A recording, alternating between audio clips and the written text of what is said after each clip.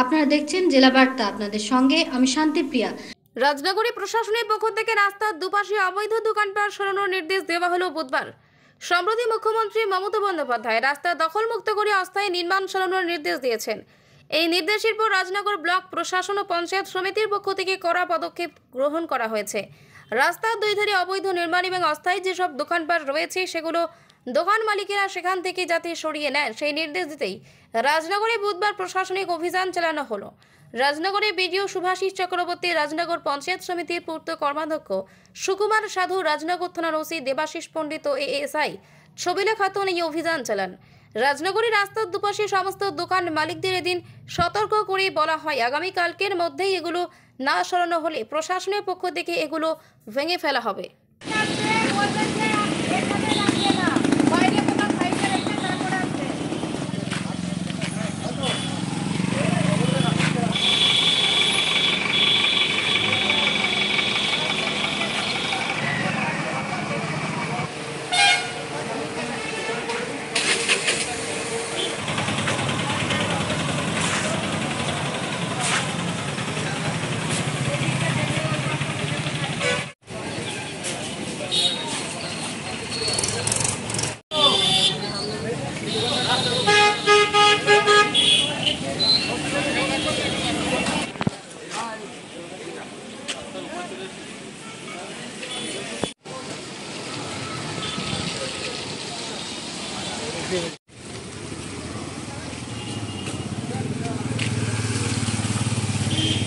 খান আরশাদের report.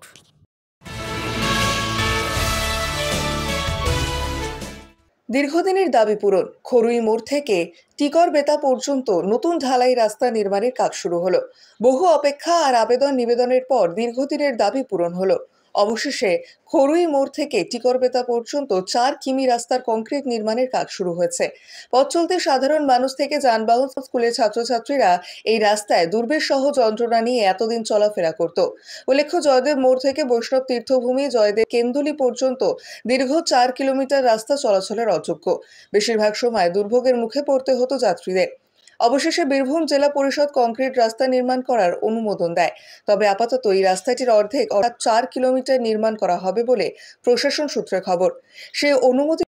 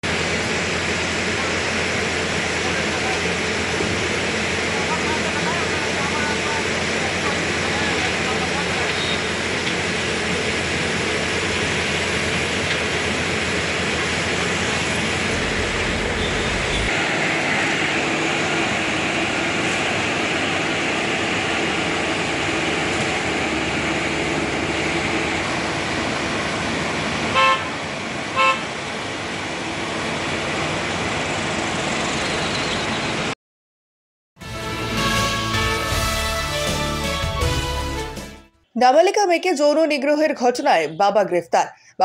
নাবালিকা মেয়েকে যৌন নিগ্রহের ঘটনায় চাঞ্চল্য ছড়ালো এলাকায়। পুলিশ নতুন আইনে গ্রেফতার করে বাবাকে। নাবালিকা মেয়েকে যৌন নিগ্রহের ঘটনায় গ্রেফতার হলো এবার বাবা। 10 পক্সো এবং ভারতীয় ন্যায় সংহিতার 76/351 নতুন আইনে তাকে গ্রেফতার করা হয়েছে। ধৃত বাবা সিনেমা সিরিয়ালে জুনিয়র আর্টিস্ট সাপ্লাই দিত বলে জানা গিয়েছে।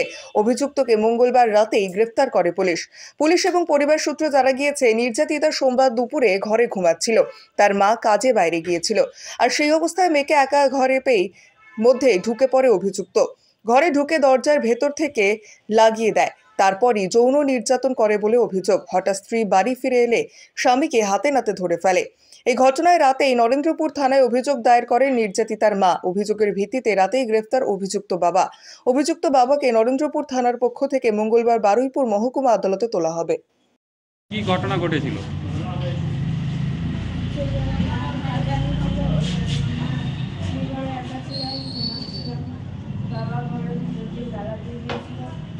আমি যখন ঘুমাচ্ছিলাম তখন আমার গায়ে হাত দিচ্ছিল, ঘুম হয়ে গেছে। আমি কিছু বলতে যাবো, কিছু করতে যাবো, ওই সময় মা চলে এসেছিল। মা দরজা খুলতে বলছিল, বাবা খুলছিল না, বাবা আনন্দ অবস্থায় ছিল। এখন কি চাইছো? এখন চাইছি উনি আমার যোগ্য সাজা পাবে। ঠিক আছে। এই কি করেছিলে তুমি মেয়ের সাথে? কি করেছো? হ্যাঁ, কি করেছো? কিছু করেছিলে? করেছিল বলতে একটু জোরে বলো তো। আমি তো কাজে বেরিয়ে গেছিলাম, কাজে থেকে এসে এরকম দেখছি ঘরে তালা দেওয়া ছিল। তারপরে আমি দেখছি যে রোগ হয়ে আছে। তারপরে ওই কথা বলতেছি, আমি ওই নিয়ে বলেছি, বলার পরে আমাকে মারধর করেছে, মেয়েকে জিজ্ঞেস করছি, গায়ে হাত দিয়েছে বলেছি। এখন কি চাইছো? চাইছি যে সাজা হোক, আর আমাদের ঘরে প্রচুর অত্যাচার করে, আরও করেছে, তাদের বাচ্চা আছে। নিয়ে নিচ্ছে একটি ছোট্ট বিরতি, ফিরে আসছি বিরতির পর। সঙ্গে থাকুন ভয়ের সঙ্গে নির্ভয়ে। সিউড়িতে অত্যাধুনিক চিকিৎসা পরিষেবা নিয়ে এলো সৃজন পলিক্লিনিক। ওষুধের দোকান সহ অত্যাধুনিক মানের প্যাথোল্যাব, কম্পিউটার তথা অত্যাধুনিক মেশিনে রক্ত, মল, মূত্র ও থাইরয়েড পরীক্ষার সঙ্গে এখানে রয়েছে বিশিষ্ট চিকিৎসকদের বসার চেম্বার। রোগীদের স্বাচ্ছন্দ্যের কথা ভেবে সম্পূর্ণরূপে এসি নিয়ন্ত্রিত সৃজন পলিক্লিনিকে রয়েছে বসার সুবন্দোবস্ত, বিশুদ্ধ পানীয় জল ও টয়লেটের ব্যবস্থা। এখানে বসছেন সিউড়ি সদর হাসপাতালের বিশেষজ্ঞ চিকিৎসক সহ অন্যান্য শহর ও হাসপাতালের বিশিষ্ট চিকিৎসকরা। সৃজন পলিক্লিনিক ও প্যাথোল্যাব, সিউড়ি, বীরভূম। সিউড়ি সদর হাসপাতালের পাশে ফাঁড়ি ঘরের উল্টো দিকে। Mobile number 8373071019, 9474437713, 9434326822। ফিরে এলাম বিরতির পর। কলকাতায় ফের গণপ্রহারের অভিযোগ। খিদিরপুরে গেস্ট হাউসের সামনে এক যুবককে বেধড়ক মারধরের অভিযোগ। বেশ কয়েকজন যুবক এসে মারধর করে বলে অভিযোগ। রয়্যাল গেস্ট হাউসের নামের একটি হোটেলের ঘটনা। গেস্ট হাউসও ভাঙচুর করা হয় বলে অভিযোগ। ঘটনাস্থলে ইকবালপুর থানার পুলিশ। ধাক্কা লেগেছে, ধাক্কা লাগার সামনে ও সরিও বললো, ও মারার পর ও চলে গেছে বাবুবাজার দিকে, ও চলে গেছে হ্যাঁ। তারপরে ওকে শুধুমাত্র কি এই যে ধাক্কা ধাক্কি হলো, কথা কাটাকাটি, যার জন্য কেন ওরা অ্যান্টি সোশ্যাল লোক, ওদের সঙ্গে আমি কেন থাকবো? আমি বাট ওদের ওটা না। সেদিন আমি অন্য কাজে ইকবালপুর থানায় বসেছিলাম, ওখানে কাজ করছিলাম একটা অফিসার সঙ্গে। তারপরে আমার কাছে ফোন যায়, আমি তারপরে সিসিটিভি আছে দেখছি সবটা।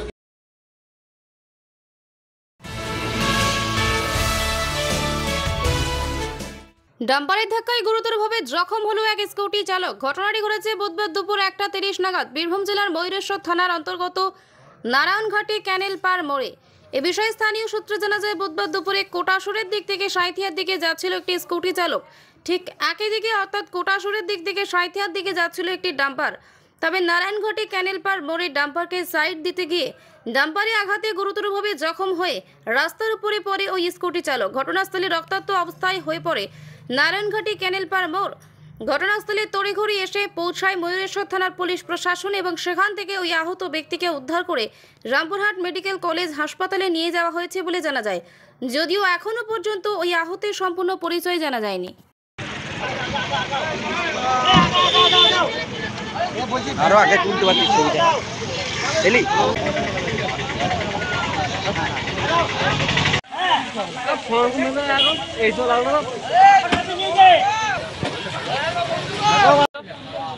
কি হয়েছিল কাকা এখানে? ডাম্পার আসছিল, হ্যাঁ, দিয়ে ও ডানে ছিল, পায়ে ঘুরতে যেছে, হ্যাঁ, দিয়ে ধাক্কা মেরেছে। হ্যাঁ, আবার কি দিয়ে তারপর কি হলো? এখানে কারা এলো, উদ্ধার করলো কে? বডিটাকে কে উদ্ধার করলো? এই আমরা সব করলাম, হ্যাঁ, দিয়ে কোথায় নিয়ে যাওয়া হলো ওকে? পুলিশের গাড়িতে চাপে নিয়ে গেল।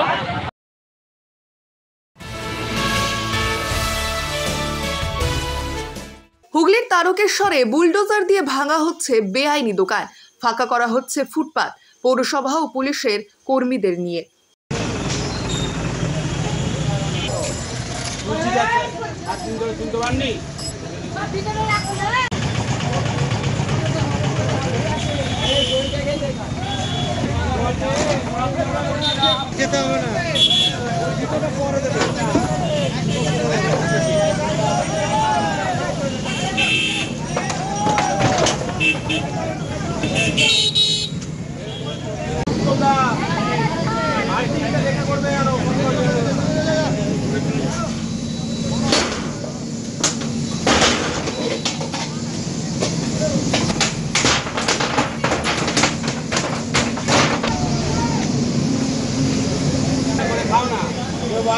ব্যবসা করে খাও, একটা ইউনিক করেছিল।